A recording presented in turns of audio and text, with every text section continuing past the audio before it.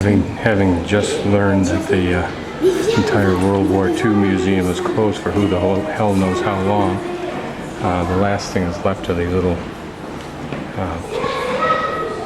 models, if you will, of famous places, usually battles. This happens to be Saint Michel.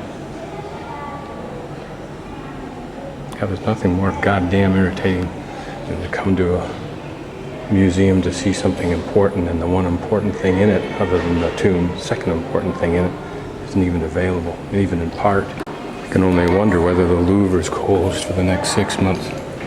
In case anyone cares, this is Citadel Saint-Martin-de-Ré. What it looked like apparently when it was operational, wherever it is today. Hard for me to get in the mood when this statue is entitled Vive l'Empereur. Vive l'Empereur. In other words, long live the emperor.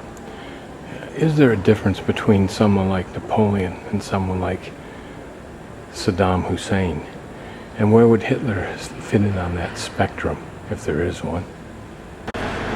Sizable cannon. I'm on my way down to the First World War Museum, which will probably be closed. This is interesting, a cannon wrapped in steel bands. Not sure I'd want to fire that one too many times. Well, here's another museum that's closed, Musée de l'Armée. The entrance of the Museum of the Army is on your right. First door on your left, under the flag. Please notice there is no flag.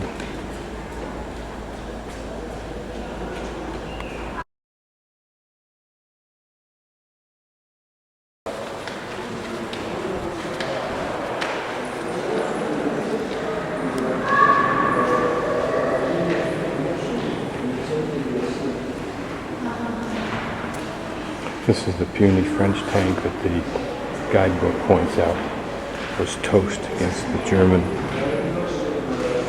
tank. The moat-like configuration around Invalides. Probably never filled, just decoration, I think. Eiffel Tower in the back.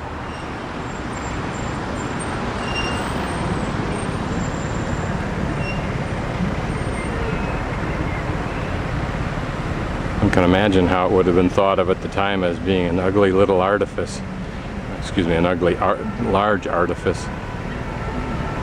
I'm sure, like modern art and many marriages, once you get used to something, it's not so bad and you just simply accept it as part of the landscape.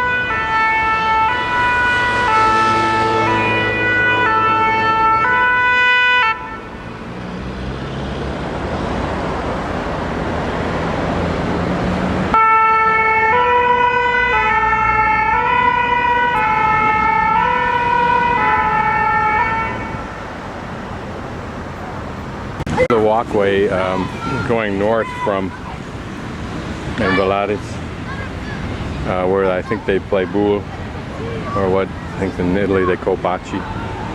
This is the huge grassed area that the guide thinks they play on, the guidebook, so maybe they do. Looking down there at those from a distance, gold, shiny something or others, that's Pont Alexander III Bridge.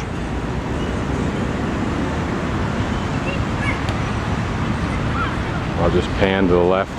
I think that building, and that looks pretty interesting, and some of the others there I'll pick up on when I walk the Champs-Élysées from the Arc de Triomphe tomorrow. But right now I'm going to go down here and start hooking a right and wandering through the back streets on my way over to the Louvre. It's nice and cool under these trees. And this beautiful walkway, apparently the same thing exists far over on the other side also.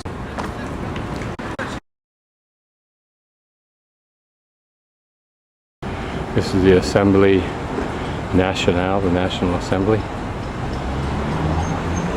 Excuse my continuing cynicism, but there gives you a good example of government in action. The time is 4:45. No, it's 2:25. 2:25. Pretty street, whatever I can see of it from here. This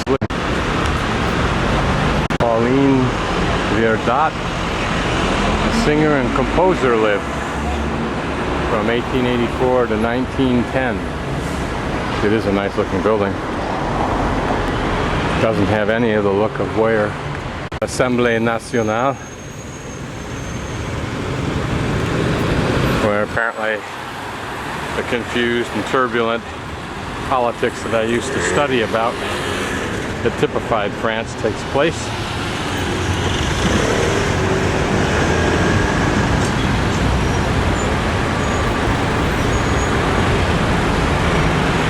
I'm about ready to go to the next tape, which will be of the Seine as I cross the river.